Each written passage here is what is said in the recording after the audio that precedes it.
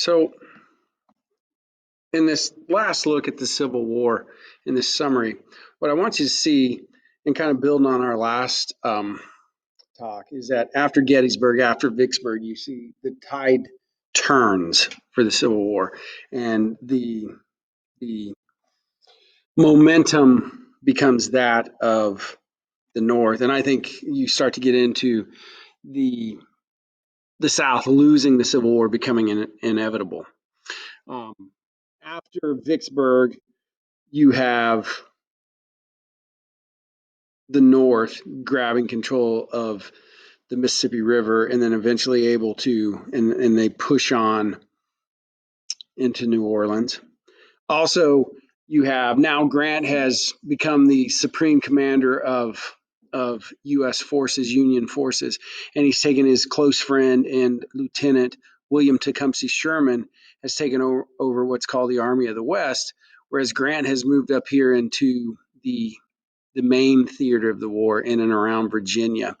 And so what Sherman does is what is the famous March to the Sea, where Sherman, with Lincoln's permission, puts together total war where they march through 69,000 well-armed troops, march through the heartland of the South, the agricultural and industrial center of the South, just ravishing whatever they run into.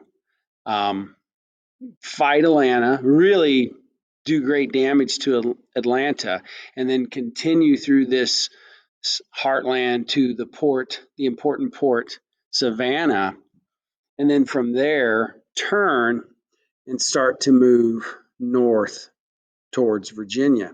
And you can see here at Richmond, which is the Confederate capital, this is where Lee's army has kind of set up a trench work.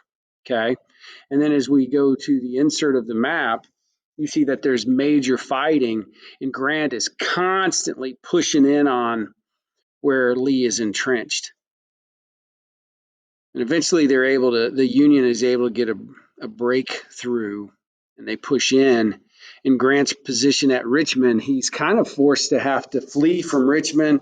Um, the Confederacy, Lee's Army of Northern Virginia, is running out of supplies, and they try to make an escape. And you kind of have this flanking movement of, as Lee is trying to get away, Grant keeps kind of pushing and pushing and pushing.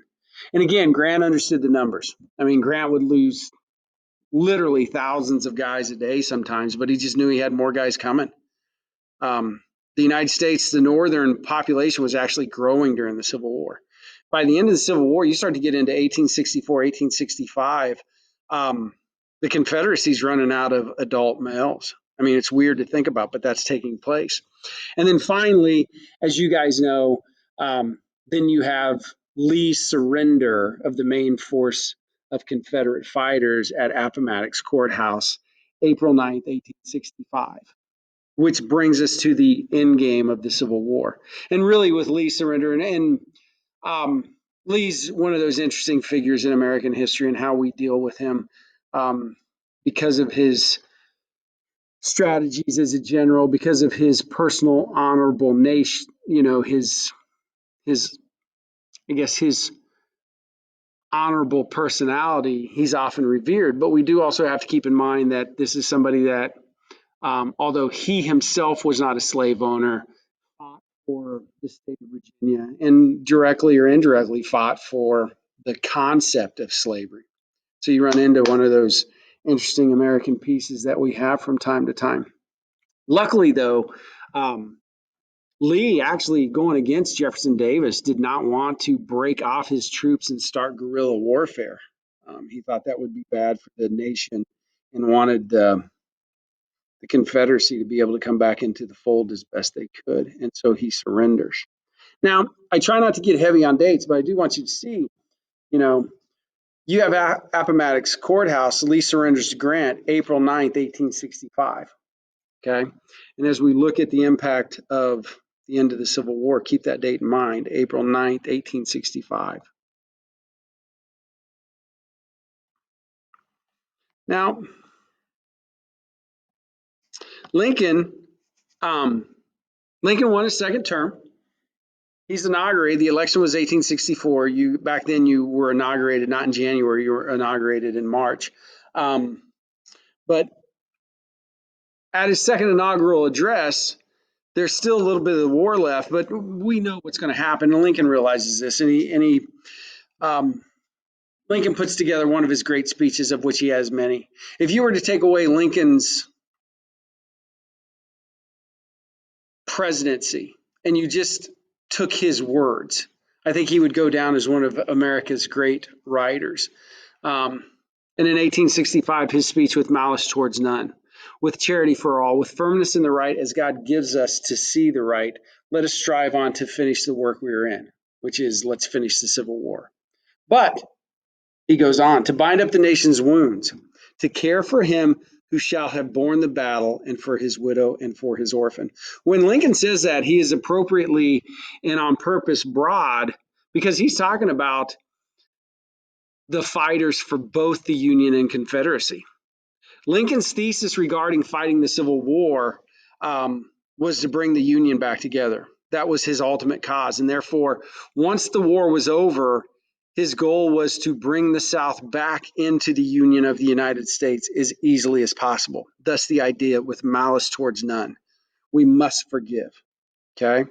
To do all which may achieve and cherish a just and lasting peace among ourselves and with all nations. He references all nations. Lincoln firmly believed that if our democracy failed, it was an example to other democracies or fledgling democracies that, hey, maybe this doesn't work, and that we needed to be a beacon of democracy. So that's where we're at. So notice March, April 1865, the Union's winning the Civil War. You have the surrender at Appomattox Courthouse. Things are trending the appropriate direction. You have a president, you have probably at the time the most powerful president in American history, who is embracing and is leading the idea of let's forgive the South. We need to bring this nation back together. You also have the president who is most likely capable of helping the former slaves transition into American society. So you've got two groups that you have to figure out how to transition into or back into American society, the former Confederates and the recently freed slaves. And this is, and I think one of the few people in American history that could pull this off is Lincoln. But history is never so kind.